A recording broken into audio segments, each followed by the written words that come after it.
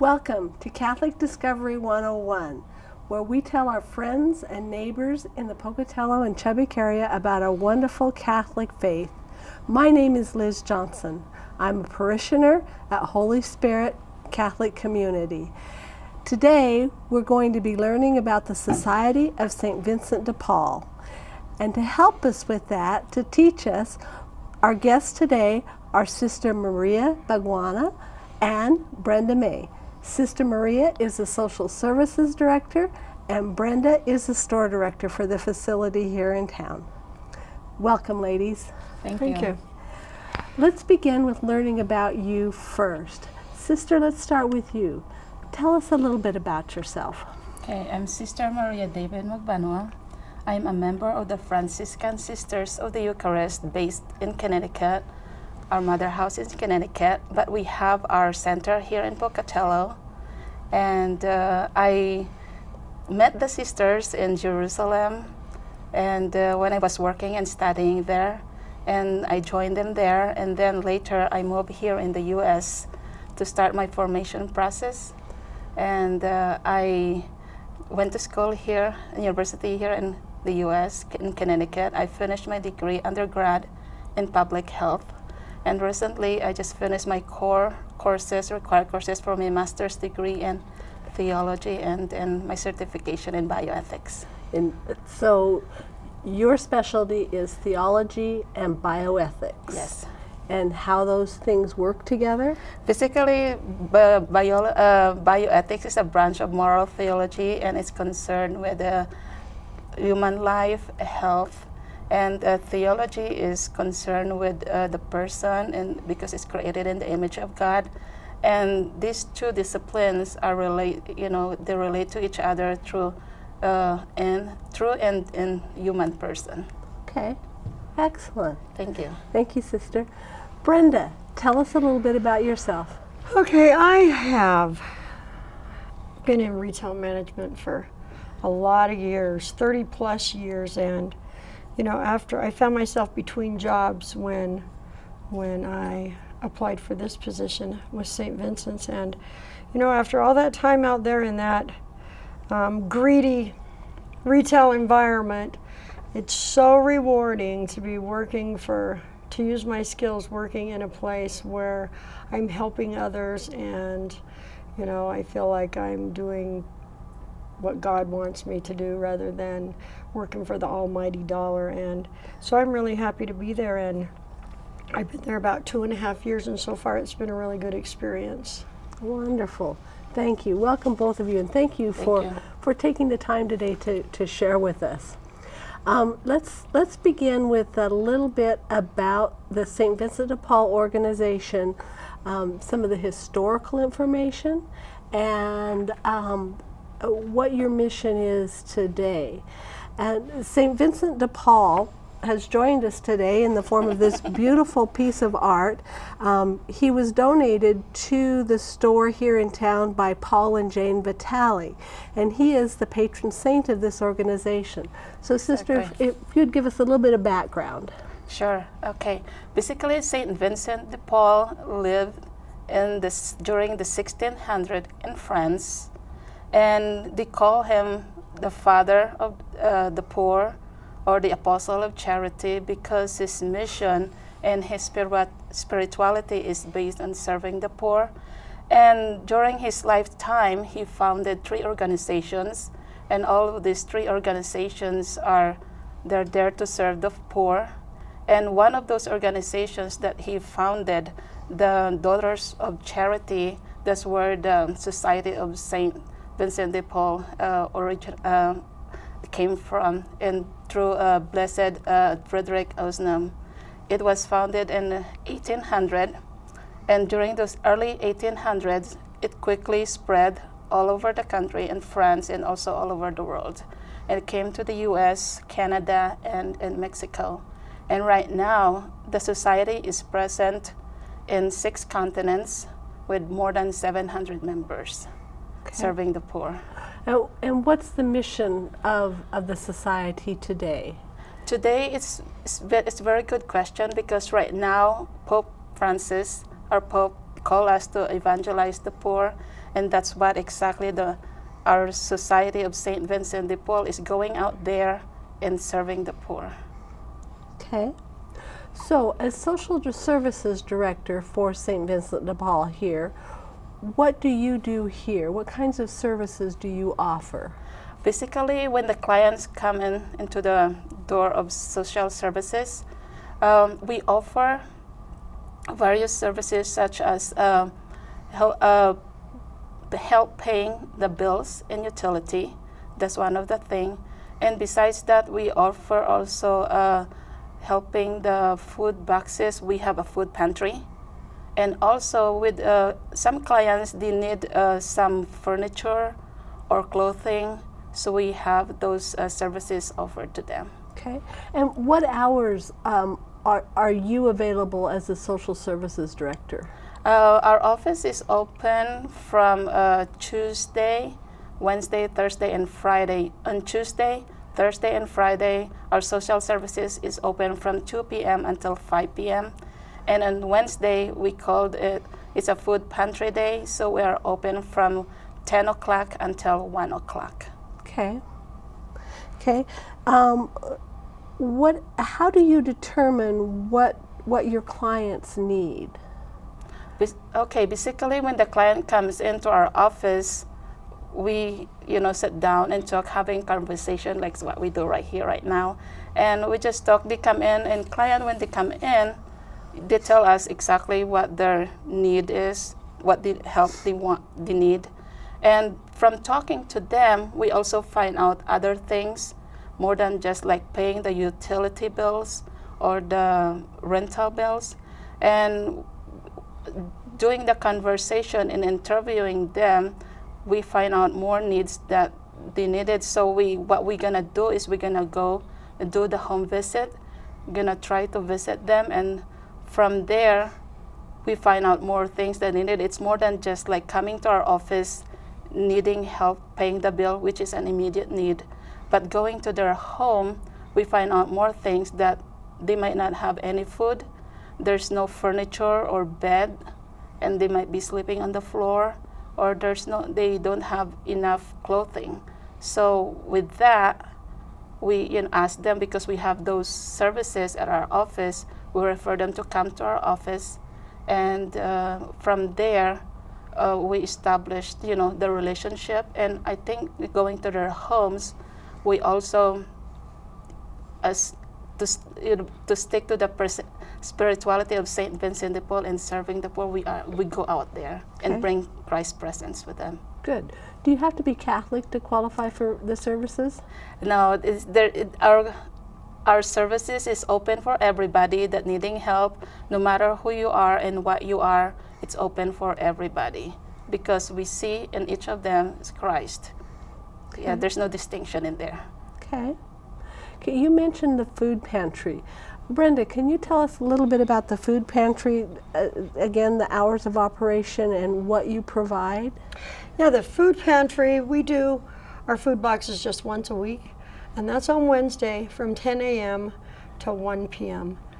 And we get our food, the majority of our food, through the Idaho Food Bank. The Idaho Food Bank the main office is in Boise, and it's shipped from Boise to Pocatello Food Bank, and then it's distributed to the different local pantries, and we get the majority of our food that way. And we do a 3-day emergency supply of food based on how many people are in the household. Okay. And so that's something that we do. So what types of items are in the boxes? We have a sheet that we follow, and it has, we need to make sure that they have protein, fruit, vegetables, and then we also get dairy. A lot of times we get yogurt and milk and eggs, and we get fresh produce and fresh fruit, and then a lot of canned items and cereal. And we try to make sure that there's some of all the different food groups in there. We try to make it as healthy as possible. We've really been struggling lately with running out of food, because a couple of years ago our normal amount of households was 50 to 60, You know, if we did 60 something, that seemed like a lot. It was a busy food day, and then it's grown now to where it's 100 plus. I think we did 117. Is that right? That's right. Yeah, last week. Last Wednesday we did 117, and we ran completely out of food. We were afraid that we were going to have to stop the line and send them elsewhere. So, so you mentioned you get your food from the food bank. Is there a fee for that? How does that work? No. As long as we're a legitimate food pantry, you know, approved by the Idaho Food Bank, then we get our normal distribution, you know, that comes from the National Food Bank down to this Idaho Food Bank and to us. You know, we're a registered food pantry, and we get our allotment that way. And does your allotment cover enough for the 117? No? It does not at all. What happens it used then? to, but the food bank seems to have less food coming in from the manufacturers, and we're getting less food from them, and we have to actually go buy food out of our funds, and that makes the more food that we have to buy, the less that we can help people with their rent and their utilities and their other needs. And we have been having to buy food each week, so there's a really great demand for food being donated so that we can continue doing what we do. So can the public donate food directly to you? Absolutely. We just love it. Occasionally, every now and then a car pulls up and unloads food, and we're like, yes. You know, we really need food, and I don't know that the public knows how bad we do and how bad the situation is. You know, the growing number of people in need, and we really need to get the word out there to our community that the food pantries, and ours in particular, need food badly. In our state itself, there's at least 252,000 families or that are individuals that, you know, insecure of food. And in our county, Bannock County, there's at least 12,500 food insecurity. So that's a big, you know, number of people that needing food only in our county. Okay. Yeah. So is there a monetary value that you can put on the food boxes you give out for a family? I've just been doing that lately, and actually from the time from 10 o'clock to 1 o'clock, and if we count it based on individual, how much we serve in one day, the average is at least 281 individuals we serve from those time. And then with those, right now, the average meal cost for one person is $269. So if you multiply that with the 281, at least you get like probably 6,000, you know. Every week? Every week, just on the Wednesday food pantry day we have. If you were to go to the grocery store and buy everything? Yes. And those are, you know, that supply that they have for 3 days with 3 meals a day. Wow. So there's really a big shortage in food, and there's a, you know, a need for it, and we are lack of resources. Okay. When somebody comes in to the food pantry on Wednesday, how do you decide who qualifies for the food? Is there any kind of a test or a questionnaire they have to fill out? No, everybody that comes in the door, we don't turn them away. They are all qualified to get food, because those food were given to us from the Idaho Food Bank, and it's meant to be given to the people from, you know, the producers. So we give them for free, and we don't ask them for anything. And some people are so nice, they offer they want to volunteer, but we said no. We just, you know, we just give it to you. You don't have to feel like you are compelled to do something for us. We said no. Okay. Yeah.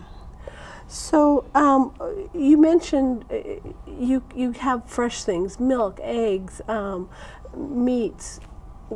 Where do you store it? How do you keep all that stuff so that it stays fresh? We have refrigerators and freezers, and we go directly from sending our truck over to the food pantry and when we bring it back, it goes, everything that's perishable or frozen goes directly into refrigeration or frozen, and that's how it's, you know, as the food boxes are prepared, it's taken out of the refrigeration and given to them, and when they receive it, it's still at the right temperature, or frozen, whichever need be. So we follow very careful handling procedures, and we check our temperatures, and Sister Maria is very good about that. Yes, thank you. Yeah, besides of keeping our people healthy with what we give them, also we have to make sure the safety of it and make sure the nutritional value is still in there, you know, in the food. So that's why we have to monitor everything, make sure that they're all maintained, the temperatures are maintained until we give it out to the people. So you monitor expiration dates too? Absolutely, yes, we do. Okay. Yeah. So if somebody brings in a can of green beans that's 5 years old, what do you do with that? We just have to look at it and make sure, you know, the can is in good condition. And that we have a certain procedures that we follow, what we do, and because we have to use our eyes to see what it's like, and we smell it, and yeah, we could touch it. And then, so based on that, we have to make sure that it's edible. Okay. How do you fund all of this that you do? The buying the extra food, the helping people out with rent assistance. Where does the money come from? Basically, our funding comes from mostly from the church. Majority of it, 70% of our funding came from a church community, and some 7% of it from businesses or grants, and the other percentage come from individuals, you know, contributions. Okay. Yeah.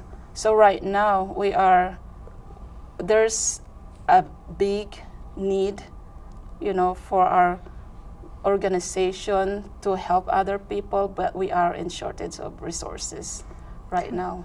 Okay. So to help with that, you have a thrift store too. Yes. Tell us how that works, Brenda. Well, basically, the St. Vincent de Paul thrift store works strictly by people helping people. When you donate to St. Vincent de Paul, those items are either sold, or a lot of them are also given away on vouchers that Sister Maria David issues people. But the items that are sold, that money goes to funding our social service office. And so when you donate things, that's how we survive over there. But we could always use more donations. We can use like big stuff. I don't know if people realize we want your furniture, your refrigerators, your freezers, you know, all the big things. Like if you're moving and you need to get rid of furniture, we'll take everything from clothing and household items on up to big stuff. The big stuff is better. You know, we could sell, you know, what clothes we sell all day long, but one big item, you know, is worth a lot. So we would really like a lot more bigger, high dollar items. And then just coming into the store and shopping is helping, because we have a lot of stuff, a lot of really nice stuff all the time in our store. And you know, just coming in and shopping there. You know, if we could get more community to come in and shop, because we need to sell these items, you know, in order to get the money. And so if anybody doesn't know where we are, we're located at 855 South 2nd Avenue. And the thrift store hours are from our Tuesday, Wednesday, Thursday, and Friday, 9 a.m. to 5 p.m. and Saturday, 10 a.m. to 4 p.m. And during all hours of operation, we'll take your donation, and we'd love to see you in there shopping. Okay, so I've got a great big couch that I'd like to donate, but I don't have any way to get it to you.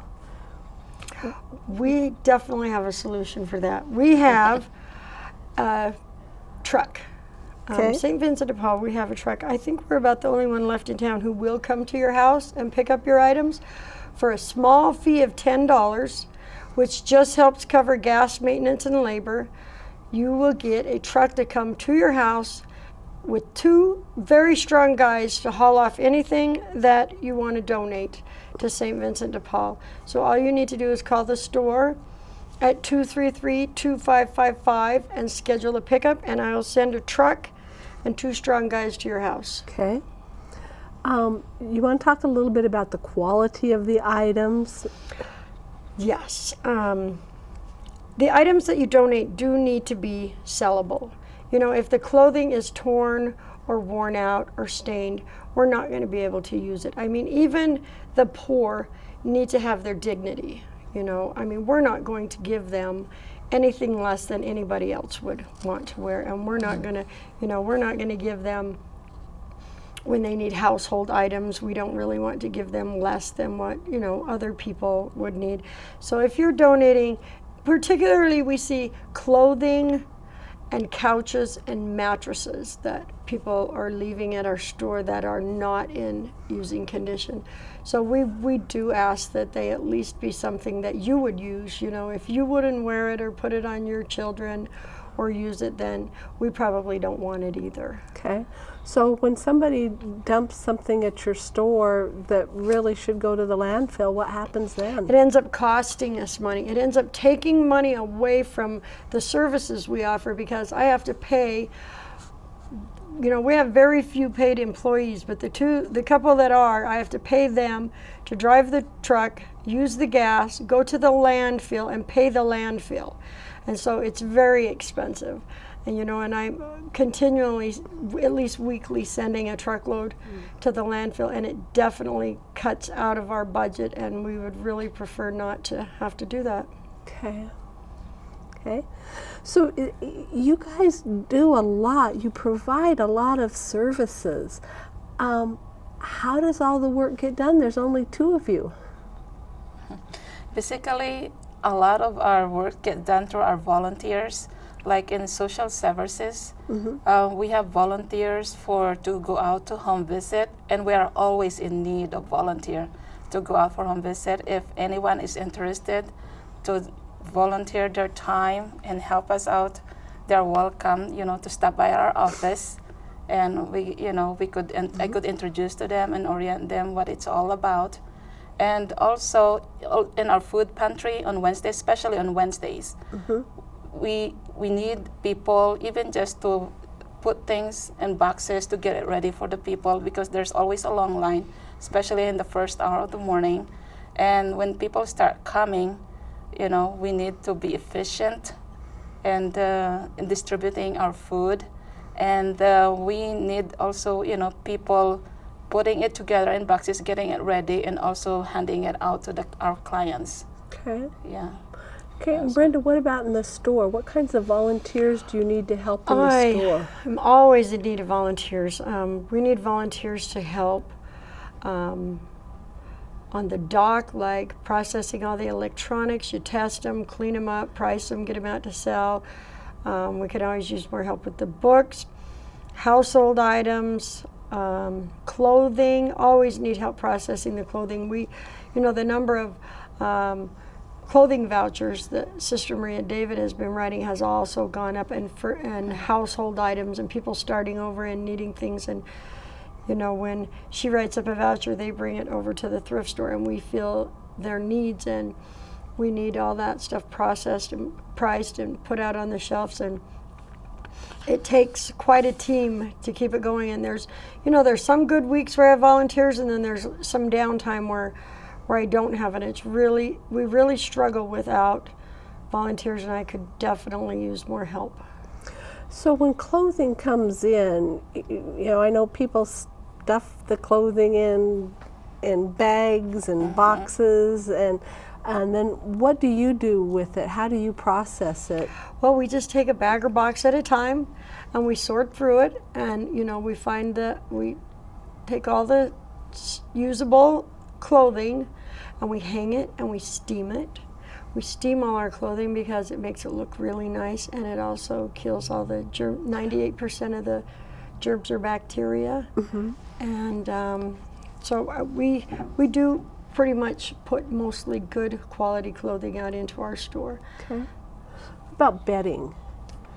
sheets. Same thing. Our stuff, blankets, everything towels. is sorted as it comes in the back room into different barrels. And like all the linens and beddings are put into certain barrels that are taken to a certain sorting area.